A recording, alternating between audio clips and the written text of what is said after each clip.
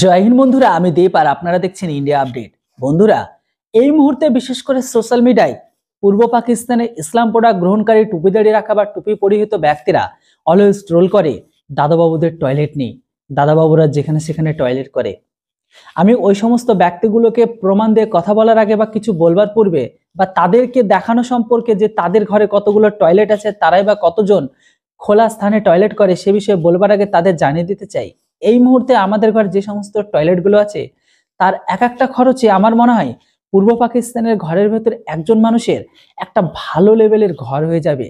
ভালো লেভেলের মানে ভালোভাবে একটা ঘর হয়ে যাবে। বুঝতে পারছেন কতটা খরচ হয়। যাই হোক, এগুলো হচ্ছে আলাদা ব্যাপার, কারণ আমি প্রত্যেকটা পূর্ব পাকিস্তানের জনম দক্ষিণী কাঙালগুলোকে তেমনি দেখাতে তো পারবো না। তবে অবশ্যই তাদের ঘরের যে বাস্তব চরিত্র আর তাদের ঘরের যে অ্যাকচুয়াল ডেটাটা, সেটা তো আমি আপনাদের সামনে প্রেজেন্ট করতেই পারি, তাও আবার প্রমাণ সহ। কেননা এই সমস্ত কথা বলার আগে একবার নিজেদের অর্থাৎ নিজেদের পিছড়াটা তো দেখা উচিত না। কেননা অলওয়েজ তারা বলে দাদাবাবুদের টয়লেট নেই। আমার মনে আছে শেখ হাসিনার ঘরের ভেতরে যেদিন লুণ্ঠন করা হয়, আমার সেই দিনের একটা ছবি ভীষণভাবে দেখেছিলাম। এক ব্যক্তিকে নিয়ে যেতে দেখেছিলাম টয়লেট কাঁধে করে। ভাবুন তো, আপনারা তো নিচু মানসিকতা সেটা তো আপনারা পরিচয় দিয়ে দিয়েছেন। কোন মানুষটা ভাই এরকম কাজ করে যে সালা টয়লেটটাকে পর্যন্ত ছাড়ে না, টয়লেটটাকে পর্যন্ত নিয়ে যেতে হয়? বুঝতে পারছেন আপনাদের দেশের অবস্থাটা কি? যেটাই হোক, আসি এবার মেন কথায়। বর্তমান সময়ে পূর্ব পাকিস্তানের ঘরের ভেতরে প্রায় নাই করে 37 লক্ষের উপরে মানুষ টয়লেটবিহীন, মানে এদের কোনো টয়লেটই নেই। তার মধ্যে অনেকগুলো জেলা আছে, প্রত্যেকটা সংখ্যা আমি আপনাদের সামনে জানাবো, তাও আবার প্রমাণ সহ। তার আগে এই মুহূর্তে পূর্ব পাকিস্তানের ঘরের ভেতরে মিডিয়া তাদের দেশেরই রিয়েল যে চরিত্র বা তাদের রিয়েল যে ক্যারেক্টার সেটার উপর একটি ভিডিওকে বানিয়েছে, যদিও সেটা তাদের দেশে অ্যাড প্রমোশনের জন্য, কিন্তু আমার মনে হয়েছে এটা একদম বাস্তব। কেননা এটার উপর ভেরিফাই করতে গিয়ে দেখি হ্যাঁ, এটা একদম বাস্তব। চলুন কথা না বাড়িয়ে পূর্ব পাকিস্তানের টয়লেটহীন মানে সেই সমস্ত মানুষের টয়লেট গুলাকে দেখে নি। ঢাকা, দ্য সিটি অফ পাবলিকের টয়লেট। কি শুনতে খটকা লাগছে? পাবলিক টয়লেট তো বহু শুনেছেন, বাট হোয়াট ইজ পাবলিকের টয়লেট? চলেন দেখাই। এই যে দেখেন, এই শহরে যে দেয়ালে করা হয় মত প্রকাশ, সেই দেয়ালে প্রকাশ্যে করা হচ্ছে মূত্র বিসর্জন।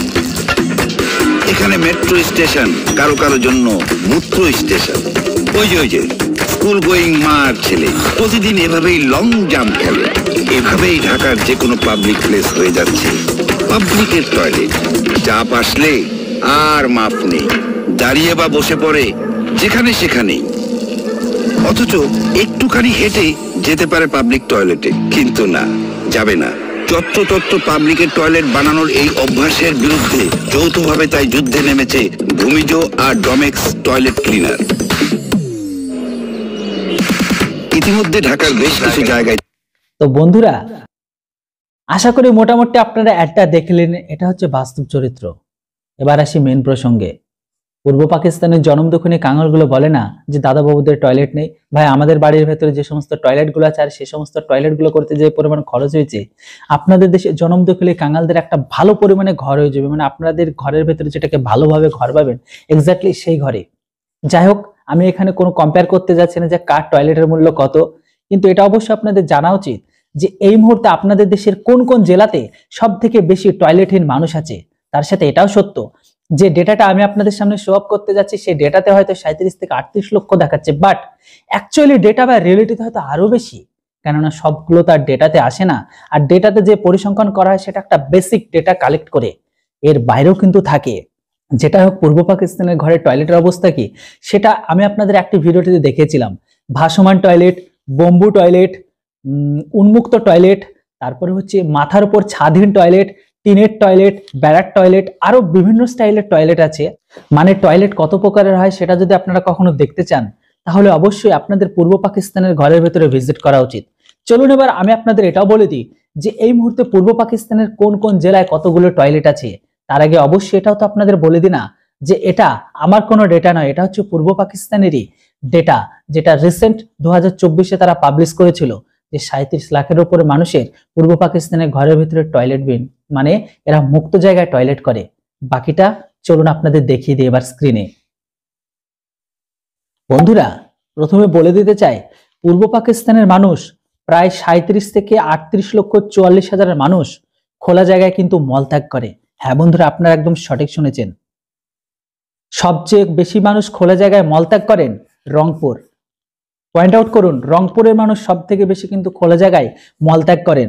তারপরে বাংলাদেশ অর্থাৎ পূর্ব পাকিস্তানের পরিসংখ্যান ব্যুরোর অর্থাৎ বিবিএস প্রথম ডিজিটাল জনশুমারি এমনকি গৃহগণনা 2024-এর প্রকাশিত স্টেটমেন্ট থেকে তথ্য পেয়েছিল। এইখানে অপর্যাপ্ত এমনকি স্যানিটাইজেশন ব্যবস্থা সম্পর্কে সচেতন ও বৈশ্বিক স্যানিটাইজেশনের সংকট মোকাবেলায় প্রতি বছর 19 নভেম্বর বিশ্ব টয়লেট দিবস হিসেবে পালন করে। তো সেই তাদের ডেটা কালেক্ট করে যে ডেটা তারা দিচ্ছে সেটার অনুসারে রংপুর বিভাগে প্রায় 14,35,000 মানুষ খোলা জায়গায় মলত্যাগ করে। এরপরে রয়েছে রাজশাহী বিভাগ, দ্বিতীয় স্থানে রয়েছে রাজশাহী প্রায় 6,17,000 মানুষ।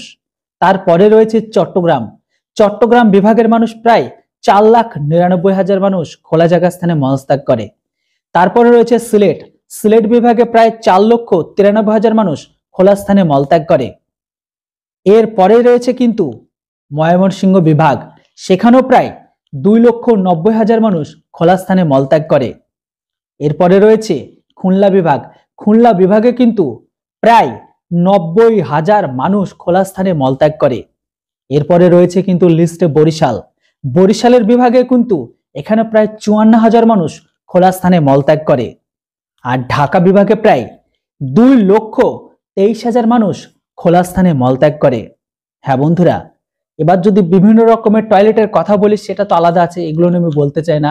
কেননা যে বললাম উন্মুক্ত টয়লেট, বেড়ার টয়লেট, বম্বু টয়লেট, ভাসমান টয়লেট, টিনের টয়লেট, তারপরে হচ্ছে লতা পাতার টয়লেট, উন্মুক্ত টয়লেট, বিভিন্ন রকমের টয়লেটের প্রকারভেদ আছে, এগুলো আলাদা ব্যাপার। তো বন্ধুরা, যে সমস্ত পূর্ব পাকিস্তানের ভাই বা ভিউয়ার্সরা আমাদেরকে ট্রোল করতেন, অ্যাকচুয়ালি এই ডেটাগুলো আপনারা দেখে রাখুন। কেননা এই ডেটাগুলো যদি না দেখে থাকেন তাহলে আপনাদের বুঝতে অসুবিধা হবে। কেননা আমি আপনাদের যদি বলে দিই যে এই সমস্ত বিষয়গুলো, তাহলে তো আপনাদের খারাপ লাগেই না। কেননা আপনারা তো কখনো অ্যাকচুয়াল ডেটা দেখেন না। সেই ব্রিটিশ আমলের নিয়ে আপনারা পড়ে আছেন যে দাদাবাবুরা নাকি খোলা স্থানে টয়লেট করে। অ্যাকচুয়ালি দাদাবাবুদের একটা টয়লেটে যে খরচ, সেটাতে আপনাদের ভালোভাবে একটা রুম হয়ে যাবে বা ঘর হয়ে যাবে। যাই হোক বন্ধুরা, যে সমস্ত মানুষগুলো বা ইন্ডিয়ান ভিউয়ার্সরা যারা এখনো পর্যন্ত আপনাদের বলে যে দাদাবাবুরা উন্মুক্ত জায়গায় টয়লেট করে, তাদেরকে অবশ্যই আজকের এই ভিডিওটি ছুঁড়ে মারবেন। তো বন্ধুরা, কেমন লাগলো ভিডিওটি অবশ্যই কমেন্ট বক্সে লিখে জানান। Thanks for watching. Jai Hind, Vande Mataram. Dhaka, the city of পাবলিকের টয়লেট। কি শুনতে খটকা লাগছে? পাবলিক টয়লেট তো বহু শুনেছেন, বাট হোয়াট ইজ পাবলিকের টয়লেট? চলেন দেখাই। এই যে দেখেন, এই শহরে যে দেয়ালে করা হয় মত প্রকাশ, সেই দেয়ালে প্রকাশ্যে করা হচ্ছে